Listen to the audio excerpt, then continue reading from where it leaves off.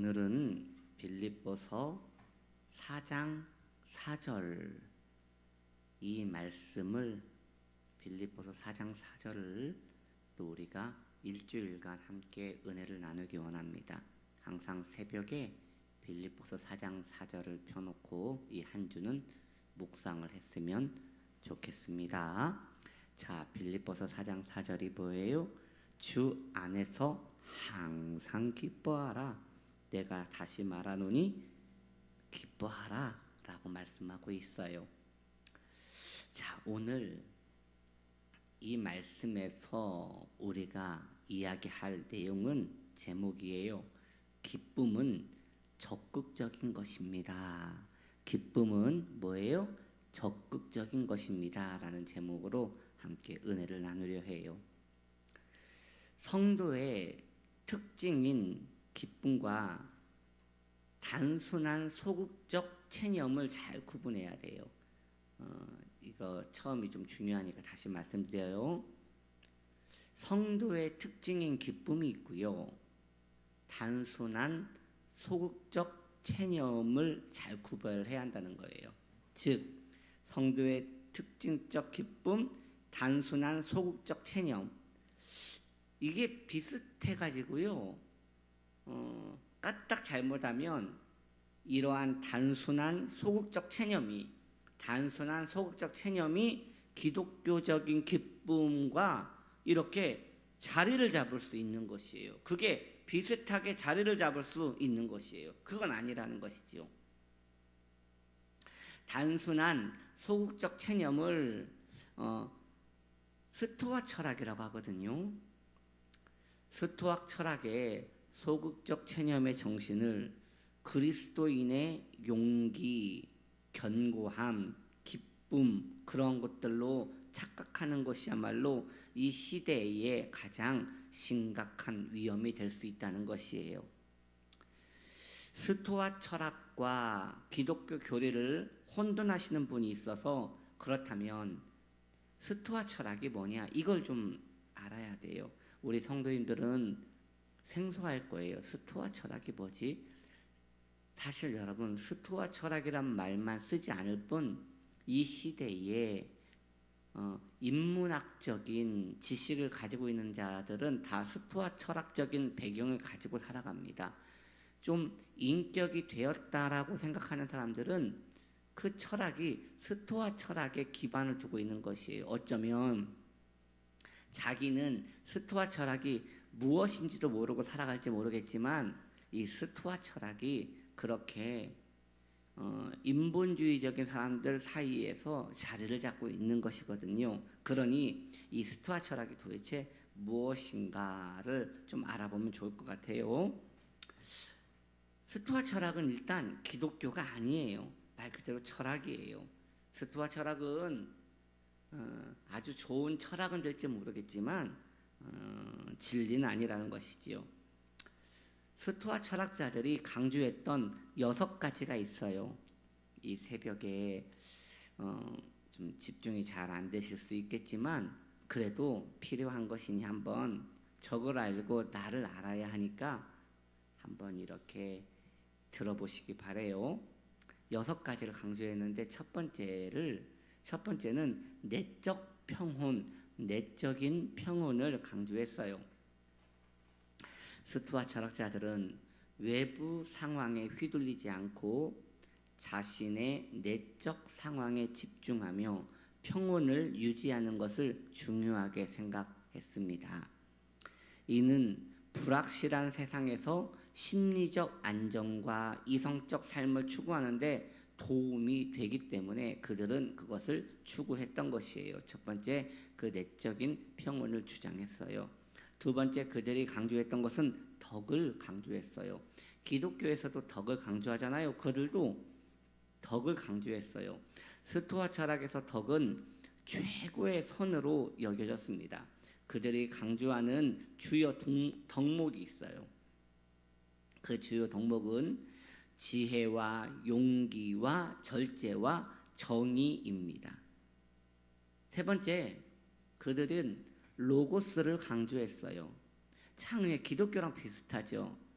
이 로고스를 이야기하면 굉장히 오랜 시간 이야기해야 하기 때문에 제가 뭐 이것을 지금 이야기할 수는 없어요.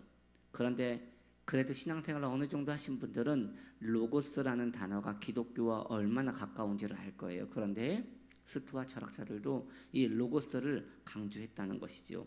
그들이 생각하는 로고스는 우주를 지배하는 이성적 원리예요. 우주를 지배하는, 온 세상을 지배하는 이런 이성적인 원리예요. 또 이성적인 그 원리가 지배하는 법칙이에요. 그래서 스토아 철학자들은 인간이 이 로고스와 조화롭게 살아가야 한다고 믿었어요. 네 번째로 자연과의 조화예요. 여기서 자연은 이렇게 새, 바다, 나무 이런 자연을 말하는 것이 아니고요. 인간의 이성을 자연으로 이해했어요. 그래서 그들은 인간의 본성에 내재되어 있는 이성을 따라 행동하는 것, 이것이 자연과의 조화다라고 강조했어요. 다섯 번째, 무관심을 강조했어요. 무관심을 아주 좋은 철학으로 보았어요. 무엇이냐? 감정에 휘둘리지 말라는 것이지요. 이는 감정을 무시하라는 것이 아니라 감정에 의해 이성적 판단이 흐려지면 안 된다라고 이야기하는 것이에요. 여섯 번째, 통제의 이분법을 강조했어요. 통제의 이분법. 이것은 통제할 수 있는 것과 통제할 수 없는 것을 구별하라는 것이에요.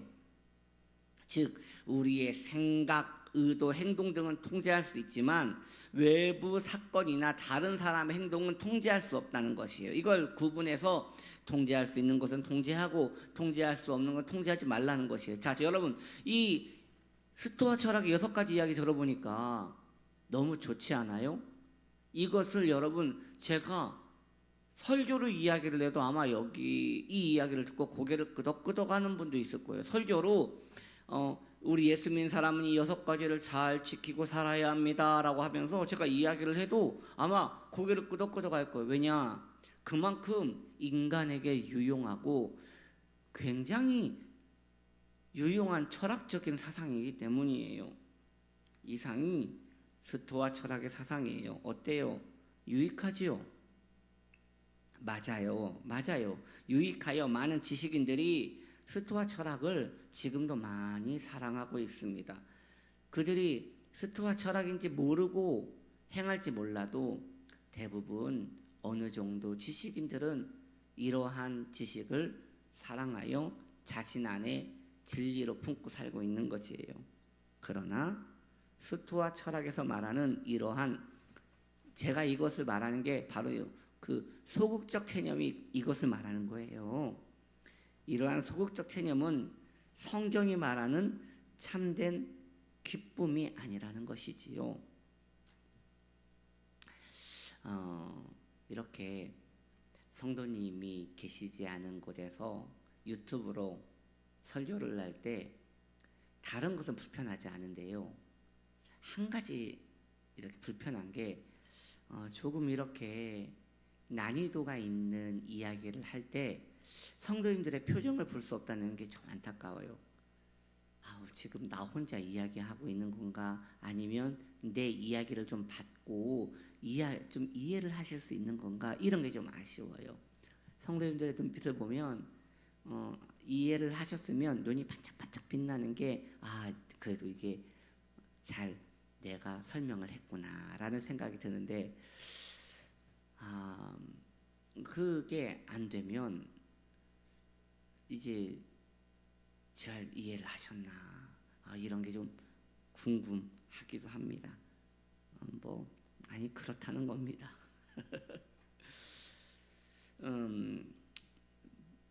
이것은 제가 알아서 잘 정리하겠습니다.